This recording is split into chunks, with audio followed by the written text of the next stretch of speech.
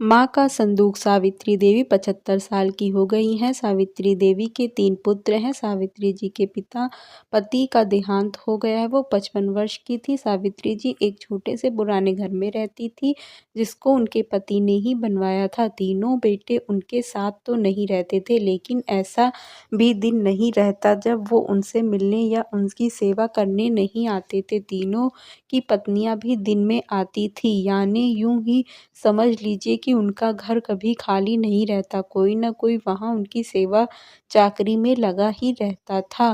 3 बेटों ने अलग-अलग अपना घर बनाया है। सबकी अपनी पर्सनल लाइफ थी और परेशानियाँ भी थी। आदमी चाहे कितना भी बड़ा बन जाए, उसकी परेशानी कम नहीं होती। अमीर से अमीर इंसान को भी यह परेशानी होती ही है कि वो अमीर कैसे बना रहे। तीनों बेटों ने कई बार जिद भी की माँ उनके साथ जाकर वहाँ रहें, लेकिन उन्होंने कहा कि वो यहीं रहेंगे, जिसकी उसी घर में उन्हें और कहीं चैन नहीं आता है। आप ऐसा बिल्कुल मत सोचिए कि यह तीनों बेटे बड़े सुपुत्र हैं, इसलिए यह अपनी माँ की सेवा में लगे रहते हैं। तीनों बेटों को उनकी ज़्यादा प्यार या लगाव की असली वजह कुछ और है।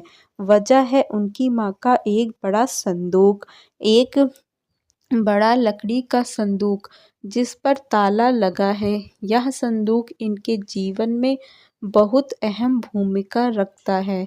इस संदूक के अंदर क्या है और कितना है, ना तो इन तीनों बेटों को पता है, ना ही इनकी पत्नियों को। बस जब से पिताजी गए हैं, माताजी को इस संदूक की रक्षा करते देखा है, इसलिए इन सभी ने अपने अपने अनुमान लगा रखे हैं। ना ही अनुमान, बल्कि इन्होंने तो एक आस लगा रखी है कि इस संदूक के खुलते ही यहाँ क्या क्या करने वाले हैं। सावित्री जी उस संदूक को छोड़कर कभी नहीं जाती। कभी जाती भी तो अपने कमरे में बड़ा ताला लगा कर ही बाहर निकलती। वो सिर्फ थोड़ी देर में ही वापस आ जाती।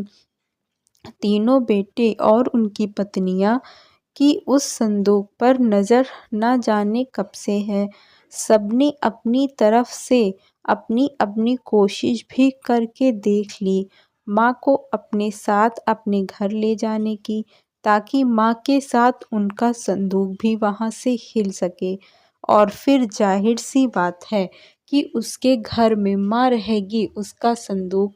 लेकिन सभी एक दूसरे की काट करते हैं, इसीलिए की कृपा से भी कि माँ के आगे पीछे माँ जी करते न सिर्फ बेटे बल्कि बहुएं भी चक्कर लगाती रहती। लेकिन सावित्री जी भी भली भांति अपने बेटों को समझती हैं। वो जानती हैं कि उनकी इतनी सेवा क्यों हो रही है। उनकी सेवा उनके संदूक के कारण हो रही है। उन्हें पता है जिस दिन यह संदूक इनके हाथ आया, उस दिन उनका मूल्य कुछ भी ना रह जाएगा। तीनों भाइयों और उनकी पत्नियों में यह बातें हैं कि माँ के पास न सिर्फ उनका सोना है, बल्कि उनकी सास का सोना भी इसी संदूक में है। माँ इसीलिए इस संदूक की इतनी हिफाजत करती हैं। सभी अपनी अपनी कहानियाँ बनाकर बैठे हैं। किसी का दावा है कि उन्होंने संदूक को एक बार उठाकर देखा है, वो बहुत भारी है।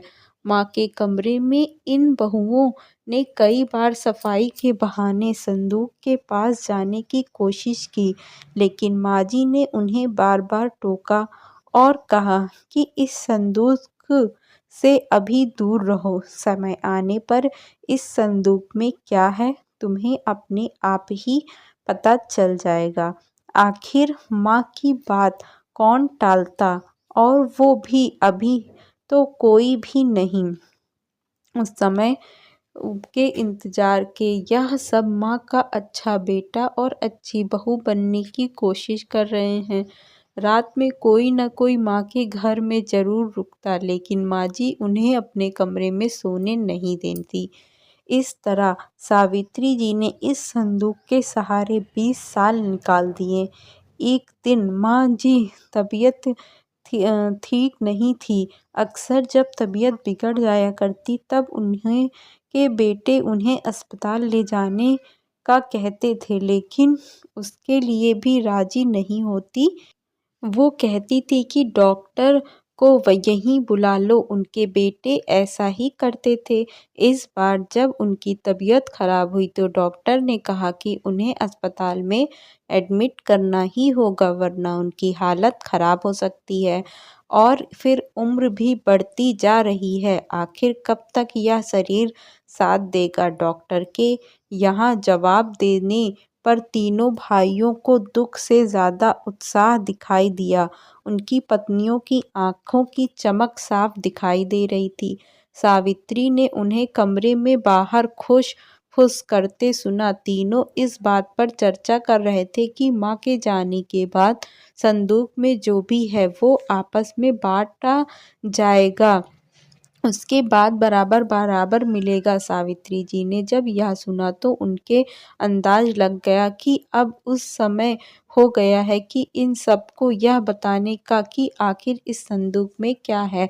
उन्होंने आवाज लगाकर अपने तीनों बेटों और बहुओं को अंदर बुलाया। सबने आते ही कहा, माँ अस्पताल चलते हैं, आप वहाँ जाकर ही ठीक होंगी। माँ ने कहा कि पहले वो जान लो जिसके लिए तुम सब इतने सालों से चक्कर लगा रहे हो, उसके बाद तुम्हारी मर्जी। इस संदूक में तुम तीनों के लिए मेरे पास कुछ है जो मैं तुम्हें आज देना चाहती हूँ। माँ ने अपने तरीके से नीचे से एक चाबी निकाली और धीरे से खड़ी होकर संदूक को खोलने के लिए नीचे झुकी।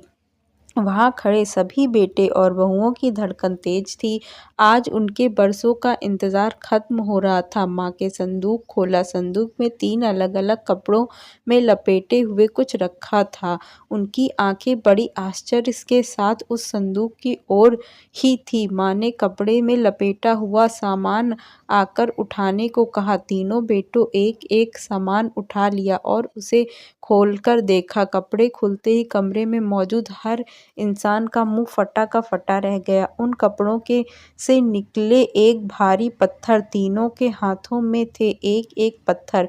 यह क्या माँ, इतने दिनों से तुम इन पत्थरों को संभाल कर रखी हुई हो और हमें बेवकूफ बना रही थी। हमने सोचा तुमने गहने संभाल कर रखी हैं। माँ ने कहा, मैं तुम्हें कब बेवकूफ बनाया? मैं और गहने तो थे, बहुत थे, लेकिन कब किसके लिए कितने बेचे इसका मैंने हिसाब नहीं रखा।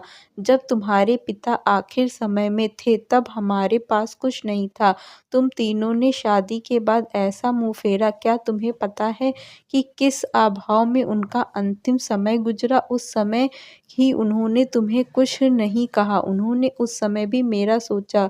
उन्हें पता था कि उनके जाने के बाद उनके बेटे मेरे साथ भी यही करने वाले हैं, इसलिए उन्होंने मेरे लिए इस संदूक का उपाय खोजा।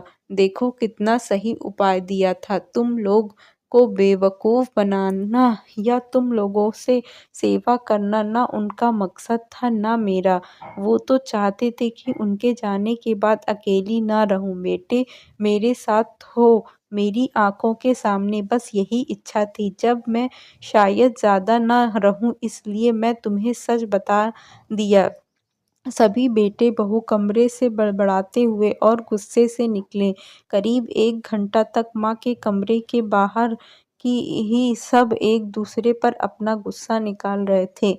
बहस हो रही थी। तभी माँ को अस्पताल ले जाने है कि नहीं और ले जाएंगे तो खर्चा कौन उठाएगा? माँ जी अपने बिस्तर पर लेटी हुई सब सुन रही हैं।